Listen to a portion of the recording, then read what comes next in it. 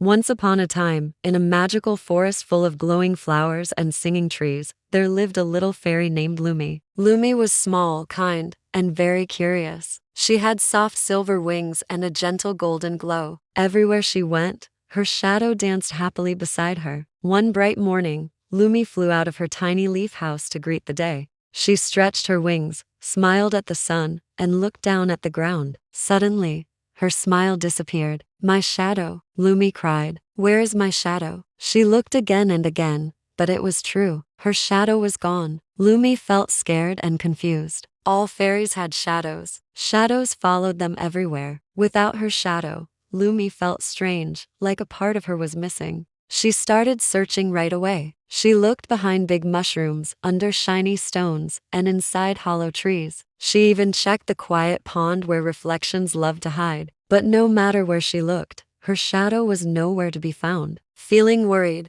Lumi flew to her fairy friends. "I lost my shadow," she said sadly. One fairy thought for a moment and said, "Maybe your shadow is tired. You work too hard." Another fairy said, "Shadows come from light. Maybe you moved away from the light." A third fairy smiled gently and said, "Sometimes we lose things when we forget who we truly are." Lumi did not fully understand, but she thanked them and decided to keep searching. She flew deeper into the forest, following the warm sunlight. As she traveled, she heard a soft cry. A small butterfly was trapped in a spider's web. Lumi carefully freed the butterfly. "Thank you," the butterfly said happily and flew away. Lumi continued her journey. Soon, she saw a flower drooping sadly. Its petals were dull and dry. "Why are you sad?" Lumi asked. "I have not felt sunshine in days," the flower whispered. Lumi shared a little of her glow with the flower. Slowly, the flower stood tall again, bright and colorful. Helping others made Lumi feel warm inside, but her shadow was still missing. As the day went on,